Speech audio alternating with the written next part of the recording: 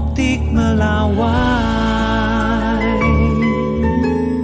DPR RI memberikan apresiasi atas kebijakan pemerintahan Presiden Prabowo Subianto yang responsif dalam mengambil tindakan untuk mengatasi permasalahan pertambangan di Raja Ampat dan permasalahan sengketa 4 pulau antara Provinsi Aceh dan Sumatera Utara sehingga tidak berlarut-larut.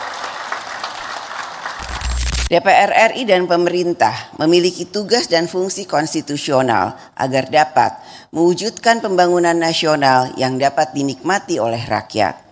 DPR RI memberikan apresiasi atas kebijakan pemerintahan Presiden Prabowo Subianto yang responsif dalam mengambil tindakan untuk mengatasi permasalahan pertambangan di Raja Ampat dan permasalahan sengketa 4 pulau antara Provinsi Aceh dan Sumatera Utara sehingga tidak berlarut-larut.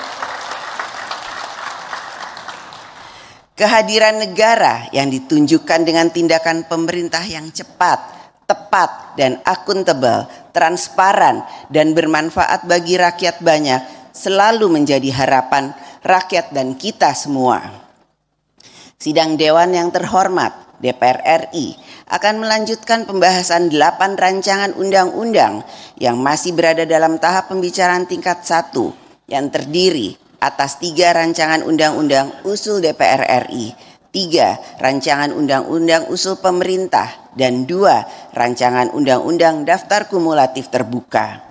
7 diantaranya adalah rancangan undang-undang carry over dari periode keanggotaan DPR RI sebelumnya. Pembentukan suatu undang-undang tidak terlepas dari perspektif kepentingan para pihak yang diatur dalam undang-undang. Oleh karena itu, perlunya membangun komunikasi dengan para pihak yang berkepentingan untuk dapat mencari titik temu bagi kepentingan nasional dalam suatu pembentukan undang-undang.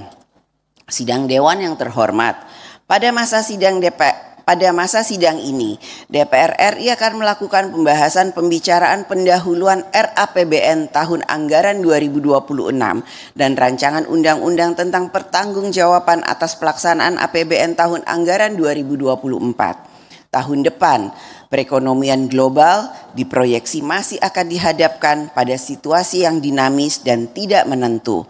Konflik geopolitik, geoekonomi, dan perekonomian global yang tidak kondusif yang akan sangat berpengaruh pada rantai pasok ekonomi global, produktivitas ekonomi, konsumsi masyarakat, daya beli, dan arus modal untuk investasi.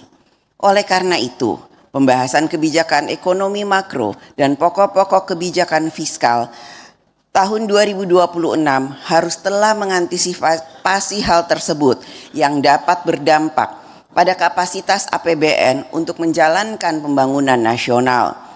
Kem PPKF tahun 2026 juga harus berisikan kebijakan berbagai perkembangan terkini, antara lain putusan Mahkamah Konstitusi untuk pendidikan dasar gratis,